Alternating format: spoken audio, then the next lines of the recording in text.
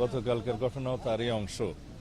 এটা হতে পারে পতিত ফ্যাসিবাদী শক্তির কিছু কিছু ষড়যন্ত্র এখনো তারা চালু রেখেছে, যাতে নির্বাচনকে বাধাগ্রস্ত করতে পারে, কণ্ঠকাঠিন্য করতে পারে, গণতন্ত্রের উত্তরণের পথটাকে সহজতর না করতে পারে।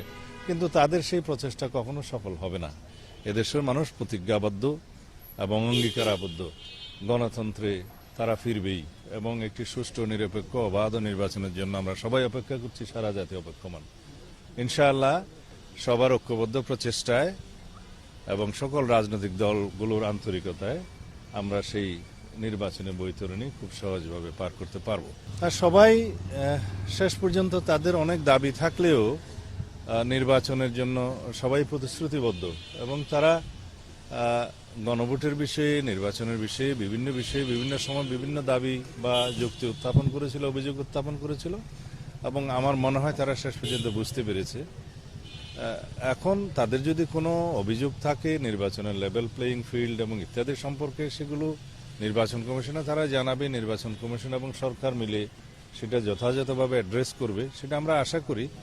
আমি মনে করি এখন সকল রাজনৈতিক দল এক জায়গায় উপনীত হয়েছে, তারা একটি সুষ্ঠু নিরপেক্ষ নির্বাচনের জন্য সবাই আন্তরিক। জনগণ অবশ্যই এটা ভিন্ন দৃষ্টিকোণ থেকে হয়তো অনেকে দেখছে, কিন্তু 2024-এর ছাত্র গণ অভ্যুত্থানের শহীদদের যথাযথভাবে শ্রদ্ধা নিবেদন করা এটা আমাদের দায়িত্ব, জাতীয় দায়িত্ব। আমাদের নেতা বিএনপির ভারপ্রাপ্ত চেয়ারম্যান অনেক আগেই সেটা করতে চেয়েছিলেন, কিন্তু বিভিন্ন কারণে আমাদের এখনো সেই যাত্রাটা সম্ভব হয়ে ওঠেনি।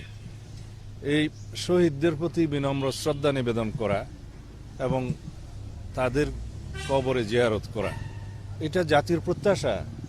গণ অভ্যুত্থানের শহীদদের আমরা ধারণ করি এবং আমাদের সেই চেতনাকে ঊর্ধ্বে তুলে ধরতে হবে। তার জন্যই তার যাওয়া। এখানে নির্বাচন আচরণবিধির কোনো বিষয় নেই, এই দৃষ্টিকোণ থেকে আমরা দেখি এবং সবাইকে অনুরোধ করব যেন 2024-এর ছাত্র গণ অভ্যুত্থানের মর্যাদাকে আমরা প্রশ্নবিদ্ধ না করি। আমরা শহীদদের আত্মত্যাগকে যেন আরো মহিমান্বিত করি। জাতীয় পর্যায়ের আমাদের দেশের সবচাইতে মেজর পলিটিক্যাল পার্টি হিসেবে, তার চূড়ান্ত শীর্ষ নেতৃত্ব হিসেবে জনাব তারেক রহমান যদি শহীদদের, গণ অভ্যুত্থানের শহীদদের কবর জিয়ারত করেন এবং সেখানে পুষ্পমাল্য অর্পণ করেন, শ্রদ্ধা নিবেদন করেন, সেটা এই অভ্যুত্থানকে ধারণ করা হবে, জাতির প্রত্যাশাকে ধারণ করা হবে এবং এটাই জনপ্রত্যাশা, জাতির প্রত্যাশা। এই দৃষ্টিকোণ থেকে যেন আমরা দেখি।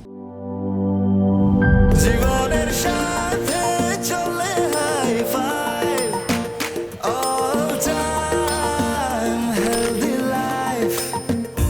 নিশ্চিন্তে খান, স্বাস্থ্যকর অল টাইম পান।